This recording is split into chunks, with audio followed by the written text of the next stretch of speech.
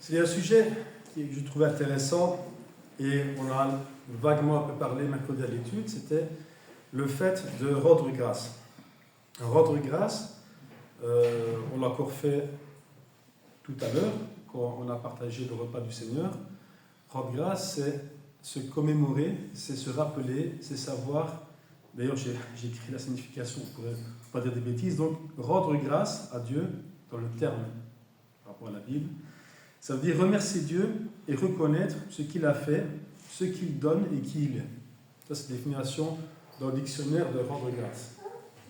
Un devoir de reconnaissance, quelque part. Savoir qui il est, ce qu'il a fait et remercier Dieu pour cela. C'est ce qui s'appelle rendre grâce à Dieu. Aujourd'hui, avant de parler de ça, je vais d'abord dire qu'est-ce que d'abord une grâce. Parce que pour pouvoir rendre grâce à Dieu, il faut d'abord savoir qu'est-ce que c'est une grâce. On ne peut pas rendre grâce à Dieu sans savoir ce que c'est. Donc on va vaguement passer sur deux, trois versets autour de ça, pour parler de ça. Et d'où la lecture de ce matin, en Matthieu 18, où c'était la parabole que tout le monde connaît, la personne qui devait l'argent à son maître, et on voit que le maître vient pour faire le tour là de ses serviteurs, et il constate qu'il y a un serviteur qui lui doit beaucoup d'argent. Et la personne forcément n'a pas de quoi le rembourser, et la personne, donc le maître, décide alors de le mettre en prison, lui, sa femme et ses enfants, jusqu'à ce qu'il ait payé sa dette. Le serviteur se jette à ses pieds, le supplie, et le maître lui fait grâce, lui ôte la dette qu'il avait et le rend libre de la dette qu'il avait auprès de son maître. Cette même personne qui avait la dette qui lui a été remise s'en va, rencontre un compagnon à lui qui lui devait aussi de l'argent, mais lui, on le voit qu'on a fait autour de la lecture, le prend assez sévèrement et lui demande l'argent qu'il lui devait, car lui aussi lui devait de l'argent à celui-ci, auquel la dette lui avait été remise. Mais lui n'a pas fait miséricorde par contre. Pourtant, il savait ce que ça représente, il est passé par les mêmes épreuves, façon de parler, il sait ce que c'est que de devoir de l'argent à quelqu'un, il sait ce que ça fait aussi d'être gracieux en quelque sorte, de ne plus avoir de dette, par pitié peut-être, par amour pour son prochain, peut-être aussi pour un intérêt qu'on peut avoir, mais il n'a pas fait ce que le maître lui avait fait. Il n'a pas reproduit ce que lui-même devait reproduire. Et ce qu'on a fait pour lui, lui-même ne l'a pas reproduit pour son prochain. En Éphésiens, chapitre 2, versets 1 à 8, cette personne-là, c'est nous en fait. Parce qu'on est tous, quelque part, d'une façon ou d'une autre, confrontés à ce style de comportement que nous devrions avoir. Aujourd'hui, si je n'ai pas moi de dette pour une personne, d'une façon ou d'une autre, je suis comme redevable pour ce que j'ai. J'ai peut-être pas une dette d'argent, oui. J'ai acheté une maison à la banque, j'ai une dette, je suis redevable par rapport à la banque et tous les mois je rembourse mon crédit à la banque. La banque ne me fait pas grâce à acheter une maison, je paye pour acheter une maison, avec un intérêt. C'est la participation qui fait qu'ils empruntent de l'argent. Mais donner gratuitement, ça personne ne le fait. En tout cas, pas beaucoup le font. Parce que donner sans recevoir, c'est pas quelque chose que les gens ont l'habitude de faire ou qu'ils veulent faire. Parce qu'en général, on n'y trouve pas d'intérêt. Et s'il n'y a pas d'intérêt, c'est que ça ne nous arrange pas, parce que pourquoi je le ferais, tout simplement. En Éphésiens, chapitre 2, versets 1 à 8,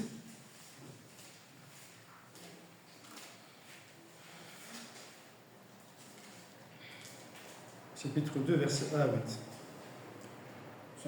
C'est une grâce aussi. Vous étiez morts par vos offenses et par vos péchés, dans lesquels vous marchiez autrefois, selon le trait de ce monde, selon le prince de la puissance de l'air, de l'esprit qui agit maintenant dans les fils de la rébellion. Nous tous aussi, nous étions de leur nombre, et nous vivions autrefois selon les convoitises de notre chair, accomplissant les volontés de la chair et de nos pensées. Et nous étions par nature des enfants de colère, comme les autres. Mais Dieu qui est riche en miséricorde, à cause du grand amour dont il nous a aimés, nous qui étions morts par nos offenses, nous a rendus à la vie avec Christ. C'est par grâce que vous êtes sauvés. Il nous a ressuscités ensemble et nous a fait asseoir ensemble dans les lieux célestes, en Jésus-Christ, afin de montrer, dans les siècles à venir, l'infinie richesse de sa grâce par sa bonté envers nous, en Jésus-Christ. Car c'est par la grâce que vous êtes sauvés, par le moyen de la foi. Et cela ne vient pas de vous, c'est le don de Dieu. Et ce n'est point par les œuvres, afin que personne ne se glorifie, car nous sommes son ouvrage. Il a été créé en Jésus-Christ pour de bonnes œuvres que Dieu a préparées d'avance afin que nous les pratiquions. C'est par grâce, au verset 5, il dit, c'est par grâce que vous êtes sauvés et que nous avons été ressuscités ensemble, afin que nous puissions être un jour, être ensemble dans les lieux célestes, en Jésus-Christ. Ça, c'est la grâce que nous avons, qui nous a été faite à nous. Pourquoi? Parce qu'il nous a tant aimés, comme il dit ici aussi. On connaît tous ce passage en Jean 3,16, car Dieu a tant aimé le monde, qui a donné son Fils unique afin que quiconque ne meure pas, mais ait la vie éternelle. Ce sont des passages que nous connaissons tous. C'est une grâce que Dieu nous a accordée. Alors, quand on considère tout ça, quand nous voulons rendre grâce, en quoi ça consiste en fait? Qu'est-ce que ça veut dire rendre grâce? De quoi on se dit des fois, en quoi Dieu pourrait-il avoir besoin? Qu'est-ce qu'on pourrait offrir à Dieu qui n'est pas en fait? Qu'est-ce que moi je pourrais offrir à Dieu? Pas grand-chose. Il peut tout avoir, il est Dieu. Il peut tout. S'il veut plus chose, il obtient.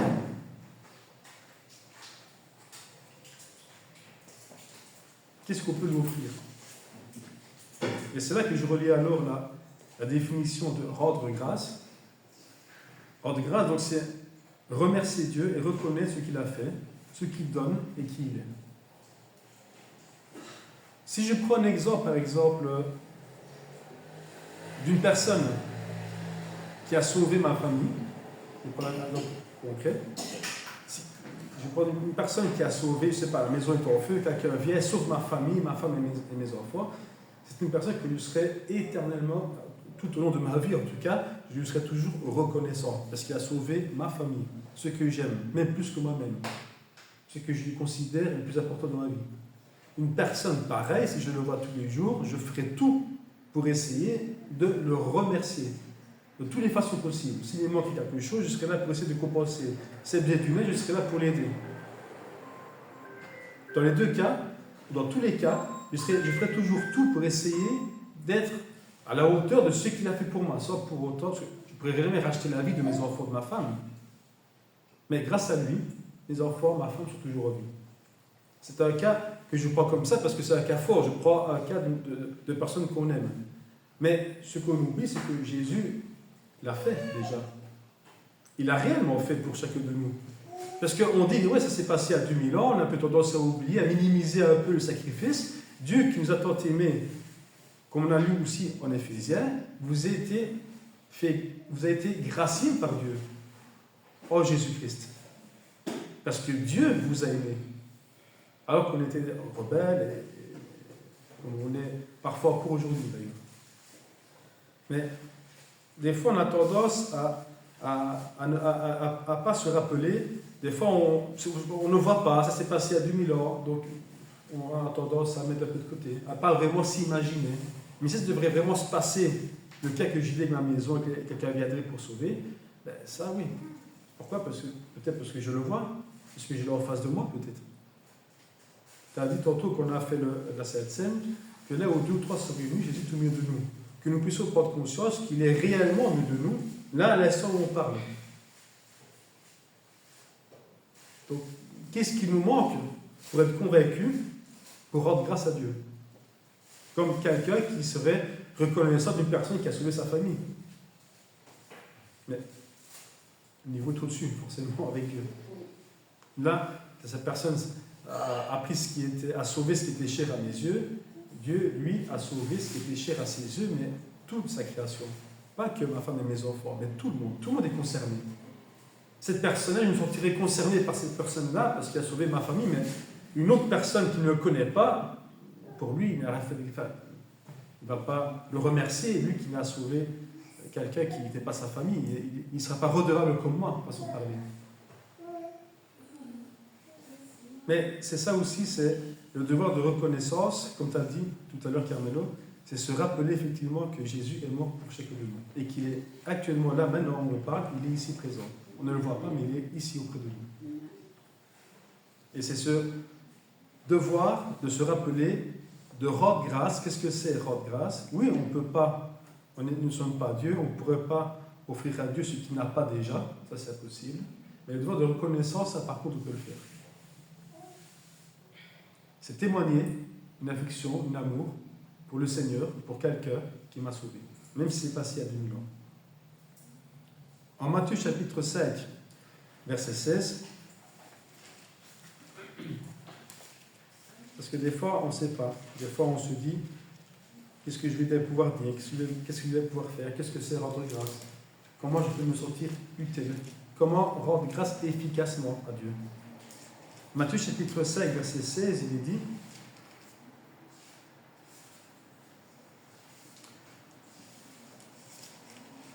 que votre lumière luise ainsi devant les hommes, afin qu'ils voient vos bonnes œuvres et qu'ils glorifient votre Père qui est dans les cieux. Je répète, que votre lumière luise ainsi devant les hommes, afin qu'ils voient vos bonnes œuvres et qu'ils glorifient votre Père qui est dans les cieux. Pas parce que ce sont les œuvres que nous faisons, mais parce que nous le faisons pour Dieu. C'est une façon de rendre gloire à Dieu.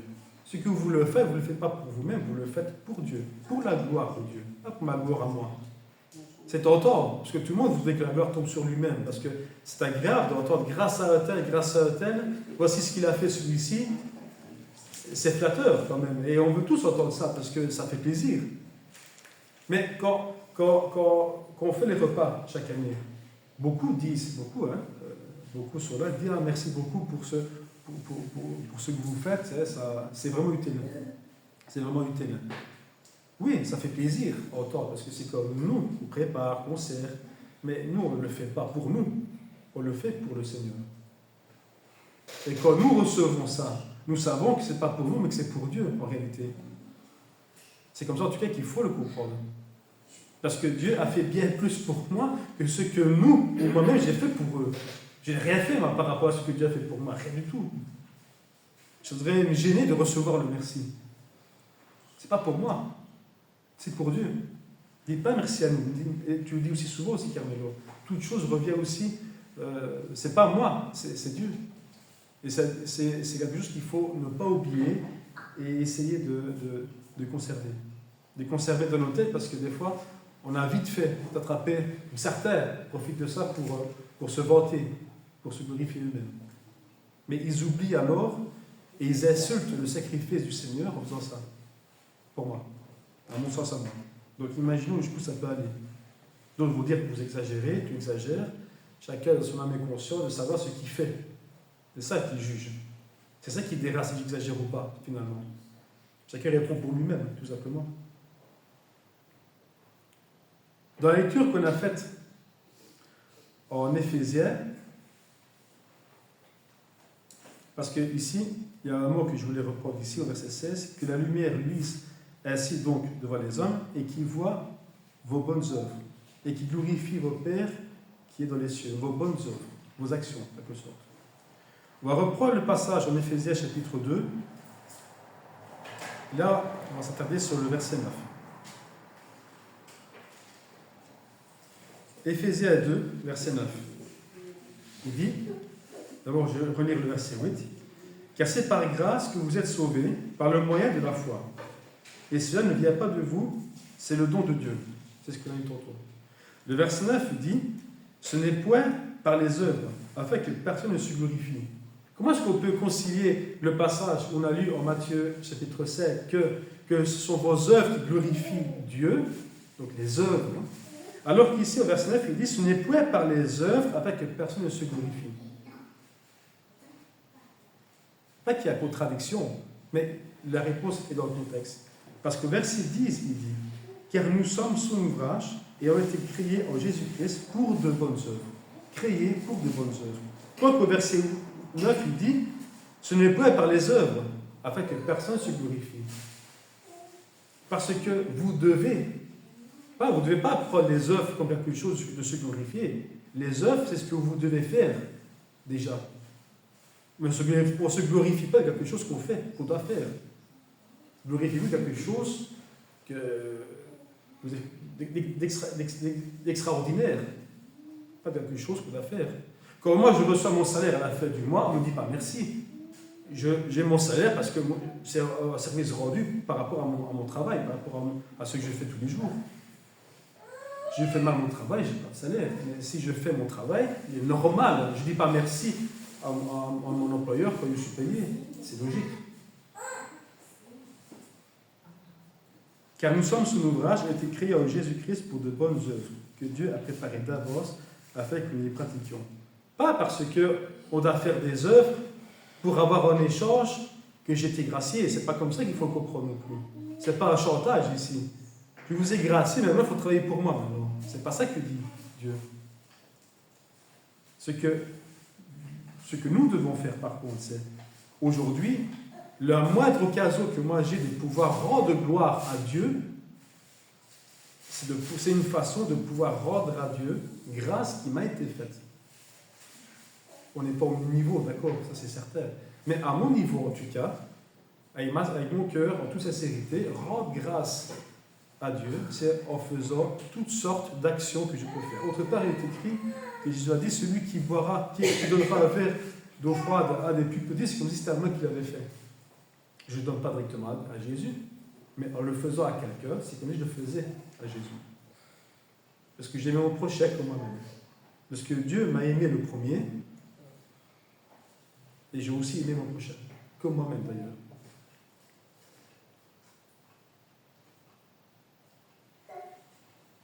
En Jacques, chapitre 2, verset 17. En Jacques, chapitre 2, verset 17.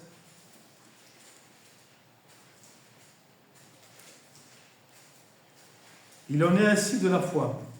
S'il n'y a pas les œuvres, elle est morte, en elle-même. Mais quelqu'un dira, toi, tu as la foi et moi j'ai les œuvres. Montre-moi ta foi sur les œuvres et moi je te montrerai la foi par mes œuvres. Autrement dit, ici, pour ceux qui pourraient prétendre dire que la foi est assez, il ne faut pas œuvrer pour mériter quelque chose, la grâce ne se mérite pas, ça c'est certain. Mais par un devoir de reconnaissance, je me vois mal profiter de quelque chose sans rien faire pour au moins pas le mériter. Parce qu'encore une fois, on ne peut pas mériter ça. Mais par devoir de reconnaissance, je ferai tout ce qui est en mon pouvoir pour essayer de rendre un peu la monnaie, quelque part. Si je suis honnête envers maman, si j'ai un peu d'estime pour la personne, un peu d'amour propre pour moi-même, je me dois quand même, pas parce que je dois, mais parce qu'on m'a aimé. À moi aussi de prouver aussi que je peux aimer. C'est trop facile de dire j'ai été gracié, maintenant c'est bon, je ne fais plus rien. Non. Parce que, comme on le sait aussi, celui qui est l'exemple premier, qui est le Seigneur, Jésus n'a pas besoin de prouver quoi que ce soit. Mais il l'a fait pour son prochain, pour chacun de nous. Jésus est le premier exemple pour chacun de nous, afin que nous puissions aussi reproduire cette grâce que nous avons reçue, à nous-mêmes aussi de publier cette bonne nouvelle. Le fait de publier, de rendre grâce à tout le monde, c'est une façon de rendre témoignage à Dieu. C'est ça. Aujourd'hui, quand on oublie, quand à la moindre occasion que nous avons, pas toujours peut-être par nos actions, mais même des fois par nos paroles, des fois. Des fois quand nous parlons, des fois quand nous agissons, des fois on rend grâce à Dieu. Mais ne le faisons pas en se disant, je vais prendre toutes les occasions, un peu comme à chercher. Oui, si c'est fait de bon cœur, bien sûr. Mais à partir du moment où on essaie en tout cas de plaire à celui qui m'a sauvé moi-même et qui a donné l'opportunité à mes enfants et à ma femme d'être sauvés, moi, personnellement, j'ai besoin de reconnaissance pour moi-même, mais aussi, je lui suis reconnaissant de ce qui a permis ça, non seulement pour moi, mais aussi pour ma femme et mes enfants. Je prends le cas qui m'est le plus cher, et pour chacun de nous aussi. Ce n'est pas pour moi seulement, mais pour tous ceux que j'aime, que je veux le faire aussi. Ce qui nous pousserait aussi à changer notre comportement tous les jours. nos actions de grâce, nos paroles, nos actions chaque jour où on est, chaque occasion qu'on a de pouvoir remercier, c'est se rappeler que je ne fais rien par rapport à ce que Dieu a déjà fait pour moi et pour ma famille. Si j'aime autant ma famille, autant je dois, à la mesure du possible, essayer de rendre grâce à Dieu. Si j'aime ma famille, si je n'aime pas ma famille, je ne rends pas grâce à Dieu, parce que pourquoi est-ce que je devrais remercier pour quelque chose qui ne m'intéresse pas? Je n'irai pas plus loin que ça. Si j'aime ma famille, je dois aimer mon Seigneur. Celui qui n'aime pas sa famille n'aime pas Dieu. Celui qui n'aime pas Dieu n'aime pas sa famille. Si on va tourner ça dans tous les sens.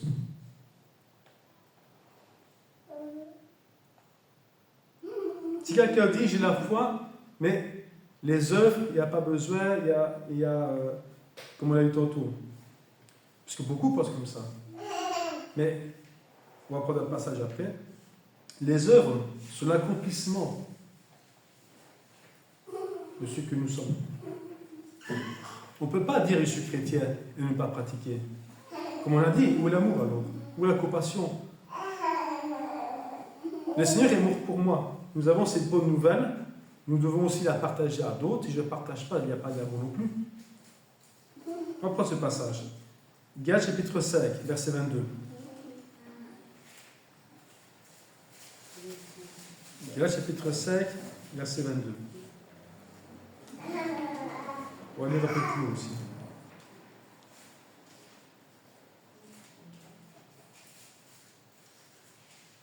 C'est quel passage? Galates, chapitre 5.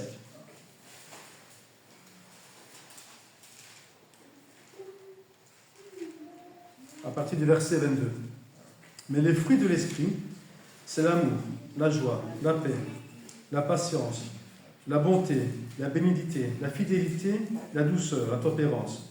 La loi n'est pas contre ces choses. Ceux qui sont à Jésus-Christ ont crucifié leur chair avec ses passions et ses désirs. Si nous vivons par l'esprit, marchons aussi selon l'esprit. Ne cherchons pas une vaine gloire en nous provoquant les uns les autres, en nous portant en vie les uns les autres. Je rappelle le verset 25, qui pour moi est important. Si nous vivons par l'esprit, marchons aussi selon l'esprit.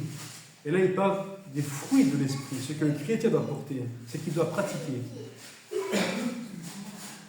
Comment pouvons-nous nous dire de Dieu si nous ne pratiquons pas les œuvres de Dieu? C'est ça qu'on retourne en Éphésiens chapitre 2, pour des œuvres qui ont été préparées afin que vous les pratiquiez. C'est de ça qu'on parle. Pas parce que nous sommes forcés, parce qu'il y a un chantage.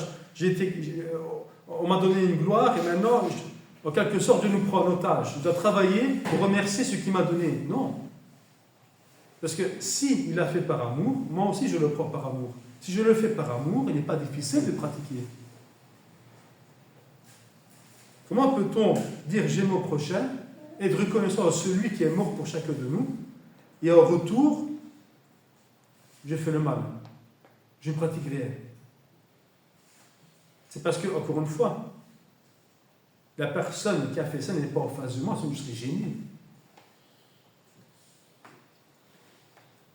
Tout simplement pour s'examiner soi-même. C'est ça un peu là, sur quoi je voulais dire.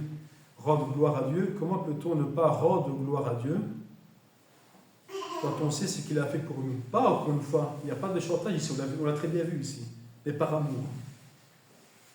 Pour la personne qui m'a aimé et qui m'a sauvé, alors que je n'étais pas quelqu'un qui était propre, malgré tout ça, aujourd'hui, si j'ai la possibilité de le rendre une toute petite mais infime partie, et que je ne le fais pas, qui je suis alors? Qui je suis? Je ne peux même pas me regarder dans le miroir alors. On ne va pas être très poli ici. Mais imaginons un peu l'image qu'on doit se donner de nous-mêmes si on ne fait pas ça. Alors comment? De toutes sortes, tout simplement. Quand on sait ce qu'il faut faire, on le fait. Voilà. Il n'y a pas de chercher, on va essayer on va se faire plus propre que celui qui est encore plus... Non, soyons honnêtes. On veut faire des choses, on a besoin de reconnaissance, pas parce qu'il y a un chantage, encore une fois, mais parce qu'on nous a aimés. Il a sauvé ma famille, il a permis à ceux que j'aime le plus de eux-mêmes aussi être sauvés. Comment je pourrais ne pas être reconnaissant? J'ai des frissons. J'ai les poils qui... tellement que ça... Comment est-ce qu'on peut ne pas être reconnaissant? aujourd'hui, chaque jour qui passe, essayons en tout cas d'être à la hauteur de ce que le Seigneur attend de nous. Tu dis quelque chose là-bas? Ce que je veux dire, c'est que faire une œuvre, à partir de là, je suis chrétien, je fais une œuvre, même si dans cette œuvre il n'y a pas l'amour, Dieu n'accepte pas non plus cette œuvre. Il faut c'est comme le dit l'apôtre Paul en 1 Corinthiens 15, il faut comme nous l'établir, si tu veux, mais s'ils ne veulent pas avec amour, cela ne sert à rien. Donc il faut qu'à partir de là, tu fasses une œuvre, il faut que tu aies de la compassion pour la personne, il faut que tu aies de l'amour pour la personne. C'est important parce que le faire pour lui-même, c'est comme si on le faisait pour le Seigneur, on a vu ça. Mais si je le fais sans amour pour cette personne là-bas, c'est comme si je ne rendais pas d'amour à Dieu pour ce qu'il a fait pour moi. Et là, c'est hypocrite. Prenons l'exemple de la femme, la veuve, qui n'avait qu'une seule pièce et qu'elle a donné tout ce qu'elle avait. Ça, c'est une preuve d'amour aussi. Ouais. Comparé aux autres qui donnaient que du surplus, de ce qu'ils avaient, donc ils donnaient en surplus, les riches. Mais elle, le seul truc qu'elle avait. C'est une façon de rendre grâce. C'est rendre grâce, mais avec amour, parce qu'elle n'avait qu'une seule pièce. Dans tout ce qu'on fait, on peut rendre grâce dans tous les moyens. On est ici, on rend grâce à Dieu. Quand le fait qu'on partage le repas est à très bien rappelé, et c'est bien des fois de se rappeler, un peu comme si on était un peu au pied du mur. Rappelle-toi. Pas, ça s'est passé il y a 2000 ans, la prophétie encore plus longtemps. C'est vrai, ça s'est passé, mais rappelle-toi maintenant, considère que Jésus est vraiment au milieu de nous. Je prends l'exemple que j'ai répété une fois ou deux, mais c'est pour vous dire à quel point ça m'a marqué. Quand mon oncle André, une fois lors d'une étude en mercredi, il avait pris, tu te rappelles, tu avais pris une chaise et tu as déposé une Bible. C'est une façon de personnifier la présence du Seigneur au milieu de nous. Et il avait dit, quand nous prenons la parole, avant de prendre la parole, regardons d'abord vers la chaise là, qui était une façon de personnifier sa présence, avant de prendre la parole. Parce que c'est un peu l'exemple que j'en ai aussi quand on est enfant, et que quand nos parents ne nous regardent pas, on se lâche forcément. Papa n'est pas là, maman n'est pas là, et on profite pour faire ce qu'on n'a pas fait. Puis quand papa et maman sont là, forcément, on fait, tu vois, on fait attention. C'est pareil. Aujourd'hui, on n'a pas une Bible tous les jours dans notre poche ou partout, mais on n'a pas toujours parfois la conscience de penser à Jésus tous les jours non plus, à tout moment dans la journée. Mais j'espère le maximum possible. Mais on devrait essayer de s'imaginer qu'il est toujours auprès de nous. Ça changerait nos habitudes, nos actions, nos paroles, ils seraient changées instantanément, directement du cercle. La façon dont on pourrait communiquer avec les gens, de pouvoir rendre service au son prochain, comme dit, c'était le Seigneur. Qui ne voudrait pas rendre service au Seigneur? Tout le monde se lèverait maintenant pour le faire. Mais le Seigneur, quand on regarde ce qu'on a lu ici, le Seigneur, il est partout dans la rue. C'est parce qu'on ne se dit pas, tiens, là, quelqu'un, il est tout seul, là, il est embêté, je ne vais pas être à sa place. C'était le Seigneur qui est là, où tu ne voudrais pas être à sa place. Mais lui, il a été à ta place, il a pris ta place. On pourra aller loin comme ça, pour s'imaginer des choses. Ce qui nous pousserait à nous remettre en question tous les jours, et pour tout. On va rester sage, on va essayer de s'imaginer avec nos propres moyens, avec le talent ou le don que nous avons reçu, se rendre utile, savoir qu'on a été utile, c'est déjà pas mal déjà. On ne peut pas être utile en tout, on ne peut pas être serviable à chaque fois, on ne peut pas toujours avoir une parole de sagesse tous les jours. Mais au moins le soir, quand on se voit dans le miroir, on se dit, je suis fier de ce que j'ai accompli quand même. Pas encore une fois dans un sentiment d'orgueil, mais de savoir, je suis fier de ce que j'ai fait pour mon prochain. Quelqu'un qui ne se remet pas en question n'évolue pas. C'est certain, ça. Je voulais juste dire une chose. Donc, la première, c'est qu'il ne faut pas oublier une chose, on doit bien se rappeler. Dans tout acte d'amour, le Christ est présent. Ouais. Dans tout acte d'amour qu'il y a, le Christ est présent. Il y a une deuxième chose que je veux dire, c'est que quand tu parles de grâce, ça me fait un petit peu penser aussi, mais quand il a fallu choisir entre Barabbas et le Seigneur. À chaque fête, le gouverneur romain, il libérait, donc il graciait un prisonnier. Il relâchait. Il relâchait. Donc si le gouverneur relâchait un prisonnier, à plus forte raison, regarde la grâce que nous avons par Dieu. par son Fils, qui d'ailleurs était présent, qui n'a même pas été choisi par la grâce. Il a été choisi. Ils ont choisi Barabbas. Mais regardons maintenant où est Barabbas, regardons maintenant où est le Christ. Et là, on pourrait se dire, oui, mais lui a le pouvoir de le faire. Mais nous, aujourd'hui, on a aussi un pouvoir d'intervenir. On a aussi un pouvoir de pouvoir rendre gloire à Dieu. On a ce pouvoir-là aussi.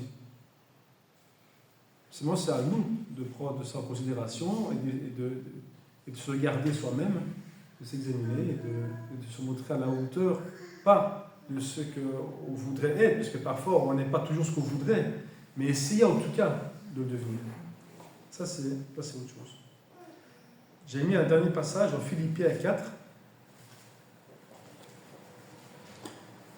Philippiens 4, versets 4 à 7. Philippiens 4, versets 4 à 7. Réjouissez-vous toujours dans le Seigneur, je le répète, réjouissez-vous. Que votre douceur soit connue de tous les hommes, le Seigneur est proche. Ne vous inquiétez de rien, mais en toute chose, faites connaître vos besoins à Dieu par des prières, des supplications et des actions de grâce. Et la paix de Dieu, qui surpasse toute intelligence, gardera vos cœurs et vos pensées au Jésus-Christ.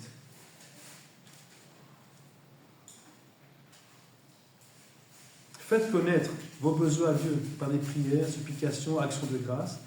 Et la paix de Dieu, avec ça, et la paix de Dieu, vous surpasse, qui surpasse toute intelligence, gardera vos cœurs et vos pensées au Jésus-Christ. C'est comme celui qui plus il va se sentir impliqué dedans, plus il y aura les pensées dedans.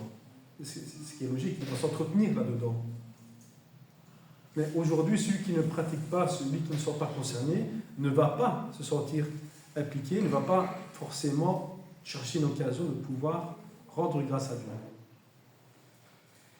Aujourd'hui, tout simplement, c'est juste une prise de conscience afin de se dire, afin de se rappeler qui on est.